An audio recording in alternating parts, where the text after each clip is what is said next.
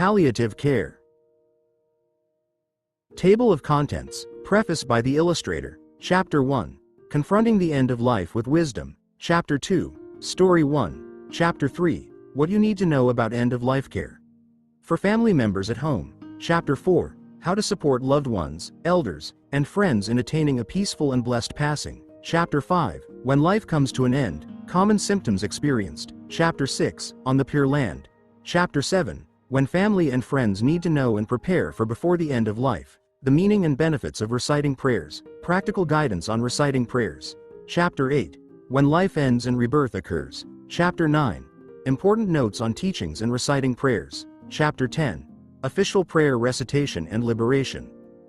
Nowadays, many people, including the younger generation, the elderly, or perhaps most people, still fear the topic of passing.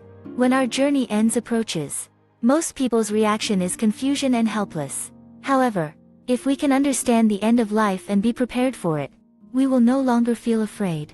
Such as, we are going on a trip, so we must prepare our luggage, air tickets and travel expenses, etc. Similarly, the preparations before and after death, along with the supporting chanting, play a crucial role in determining whether one can be reborn into a favorable realm. What is supporting chanting? The person offering supporting chanting recites scared scriptures to bring comfort and peace to the dying. Through guidance and the cultivation of right mindfulness, the departing soul will rest in peace and freely attaining rebirth in the pure land of ultimate bliss. With the changes of the times, the younger generation is gradually losing patience for reading large amounts of text, and many elders may also be illiterate. To better align with the nature of the general public, I transformed the dreaded subject of death into an anime story. I would like to express my heartfelt thanks to our fellow senior who contributed to the planning and production of this anime, as well as to those who graciously gave their support and consent, from Senior Lin, who shared his illustrated manga. Without their support, this work could not have come into existence. I hope people around the world will share and circulate it online to bring benefits to others. Please do not alter or sell the content for profit. Those who do so must accept the consequences.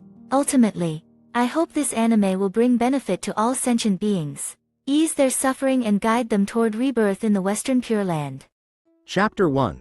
Confronting the End of Life with Wisdom.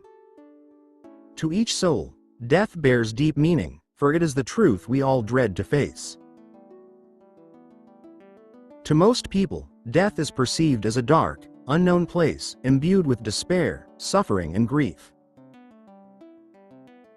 Nearly all people are seized by panic and fear in the face of death, a reaction born from a fundamental misunderstanding and lack of true understanding of what death truly is. If we can have a proper understanding of death, we can eliminate fear and be prepared for it. Yes, that way, we won't be flustered or caught off guard. Human beings hold diverse beliefs about death. Some see it as the final curtain, where all things cease and we return to dust. Others imagine the soul lingering on as a ghost. Still others believe that death is but a passage, leading either to the light of heaven or the depths of hell. Yet none of these views reveal the true nature of life, nor do they help us resolve the mystery of life and death. The first extreme is the fear of death, falling into complete despair in the face of it, yet making no preparation for its arrival. They feel helpless, lost, and resigned to fate, waiting passively for death to come filled with fear. Just hearing the word, death, unsettles them. They don't want to hear it, don't want to talk about it, and spend their lives running from it. With such mistaken views on life and death, people easily fall into one of two extremes.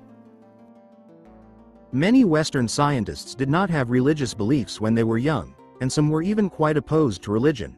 However, as people grow older and draw closer to death, they tend to feel more lost and uncertain. They increasingly hope to rely on something to overcome the fear of death and to find a sense of spiritual belonging. But apart from Buddhism, there are very few religions that can truly interpret death. The view that everything ends after death is a very simplistic outlook on life. A superficially naive, passive and pessimistic outlook on life fails to deeply understand the nature of existence, yet hastily draws conclusions, ultimately leading to harmful consequences. On the other extreme, many people believe that when a person is born, there was no previous life. The self is destroyed along with the body, at the time of the body's death. Life then comes to an end, and there will no longer be any feeling of pain or happiness. So they will commit murder, theft, sexual misconduct, and lies without any scruples, stopping at no evil. Do you think everything ends after a person dies? Oh, isn't that the case? People have a past life and a next life. Do you have any evidence? I don't believe it. When a person dies, they're simply liberated. Though there's no hope at all, they fool themselves like a thief who covers his ears to silence the bell, pretending death is nothing to fear. Believing that death is nothing to fear, they act on every impulse, without restraint or concern.